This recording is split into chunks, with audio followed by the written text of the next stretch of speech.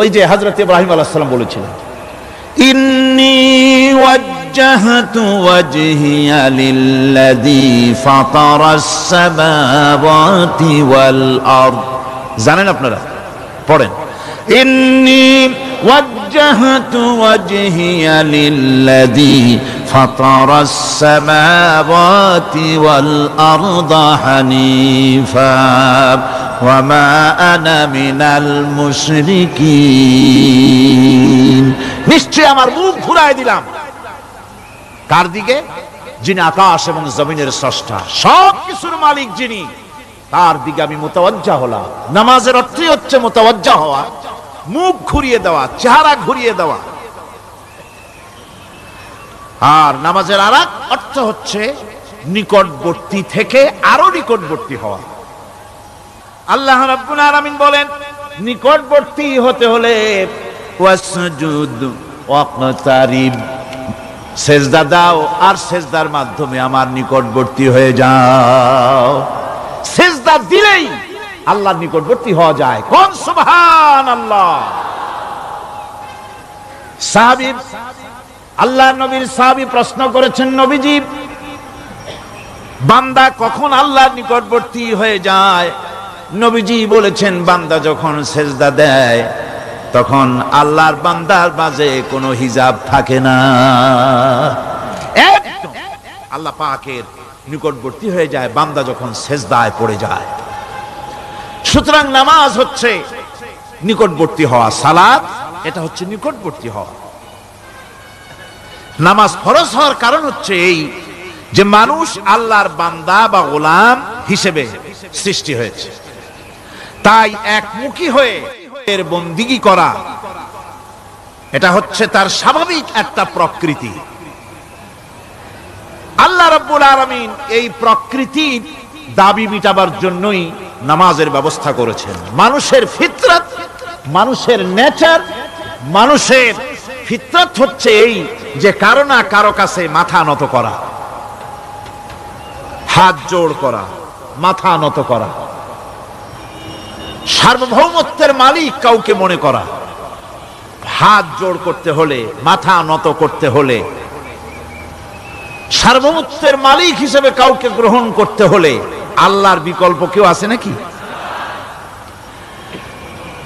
ইসলামের মূল দাওয়াতটা হলো ফিতরত অনুযায়ী দাওয়াত দেওয়া হয়েছে, মানুষ যেন মাথা নত করে, গোলামি করে।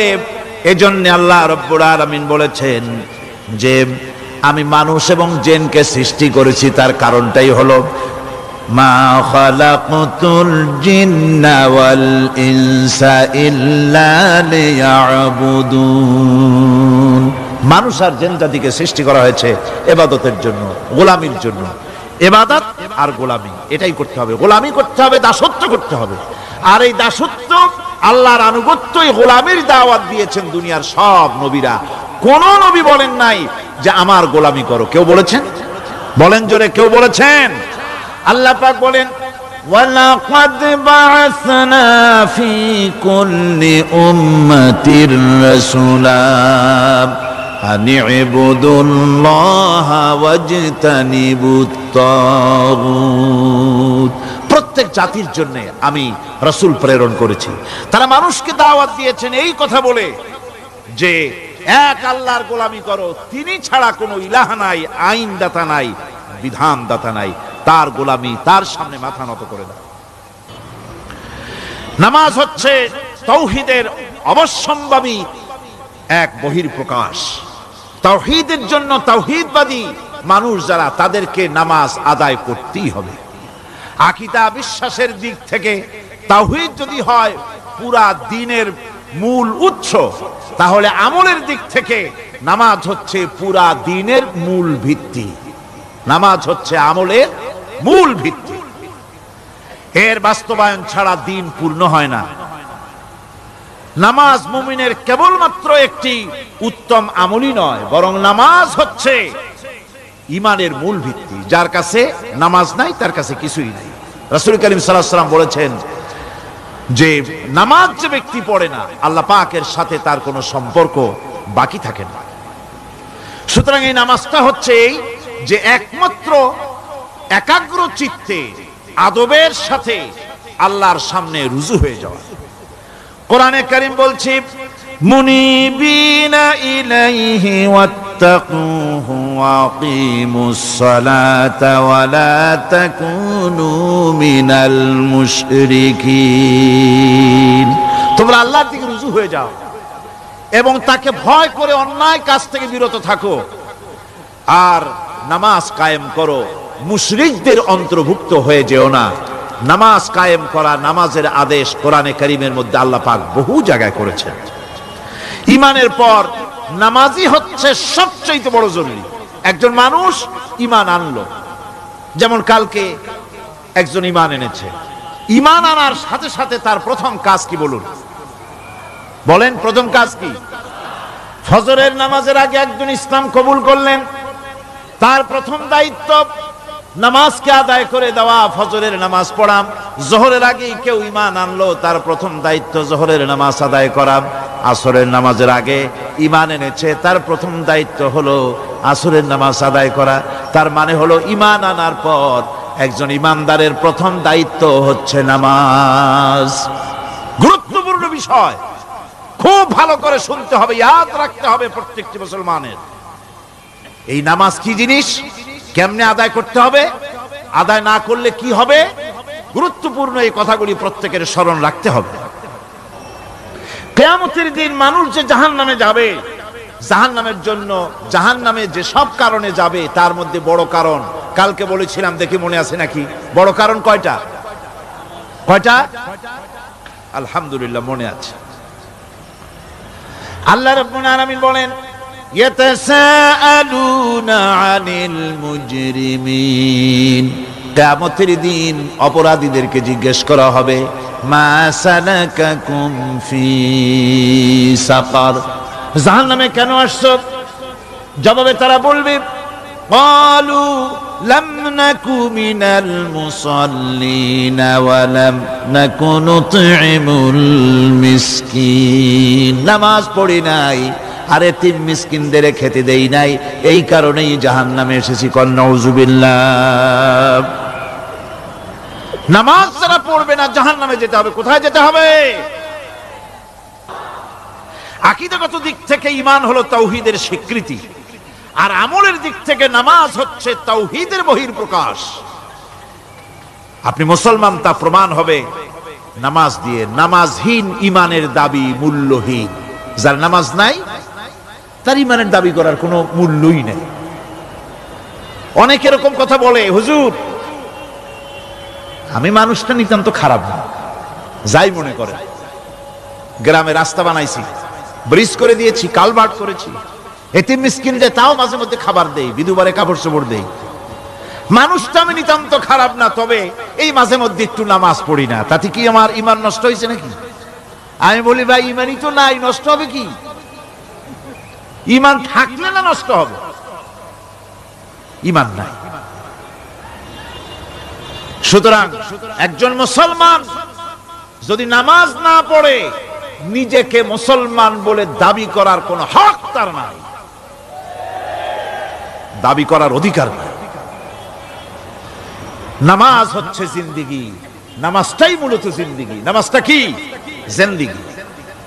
আল্লাহ রাব্বুল আলামিন শিখাচ্ছেন কুল ইন্না সালাতি ওয়া নুসুকি ওয়া মাহইয়ায়া ওয়া মামাতি লিল্লাহি রাব্বিল আলামিন।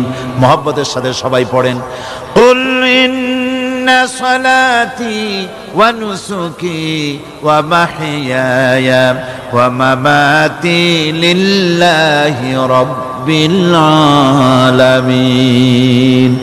বলো আমার নামাজ, বলো আমার নামাজ, আমার কোরবানি, আমার হায়াত, আমার মত সবকিছু ওই আল্লাহ রব্বুল আলামিনের জন্য নিবেদিত। আমার বেঁচে থাকা, আমার মরে যাওয়া সব আল্লাহর জন্য।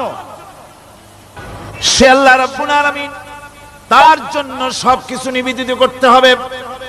আল্লাহ পাকের গোলাম আমাদের বানিয়েছেন, আল্লাহ আমাদের গোলামি করা লাগবে।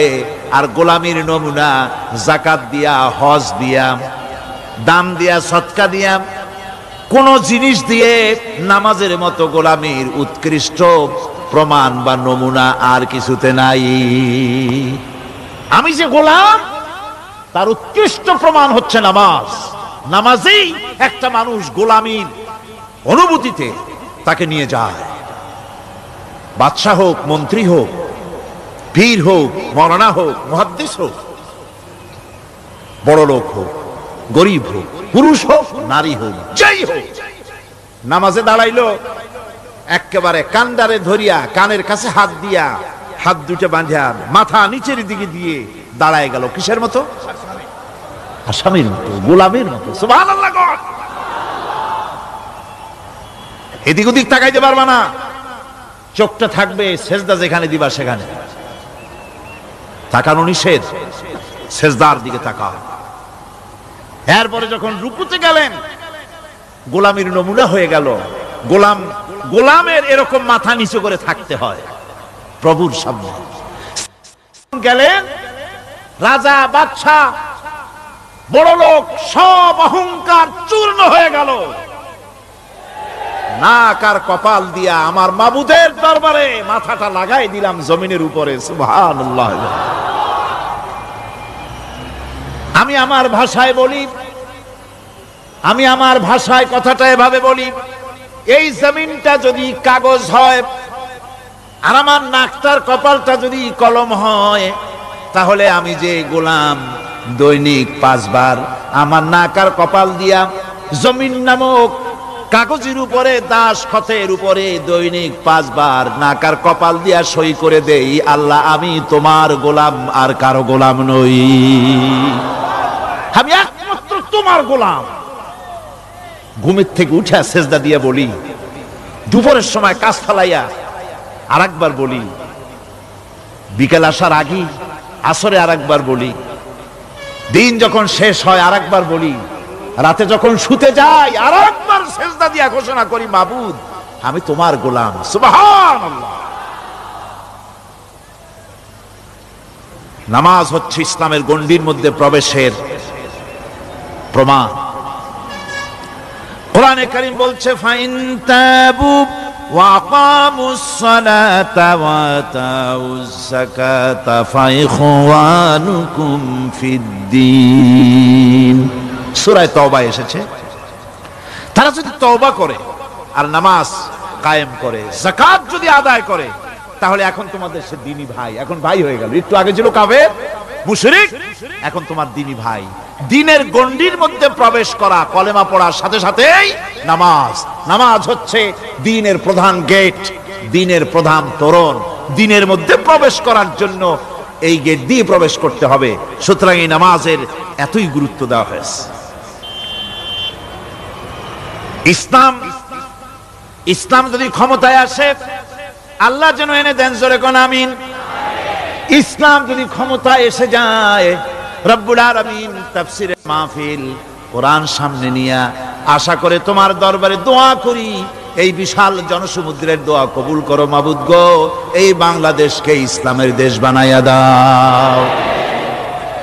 দেশটা যদি ইসলামের হয়ে যায়, আইন যদি আল্লাহর হয়, শাসন যদি সৎ লোকেরা করে, রব্বুল আলামিন কোরআন শরীফে বলেন, তাহলে তারা 4টা কাজ করবে। আল্লাযীনা মাক্কান্নাহুম ফিল আরদ আকামুস সালাতা ওয়া আতাউজ যাকাত ওয়া আমারু বিল মা'রুফি ওয়া নাহাউ আনিল মুনকার।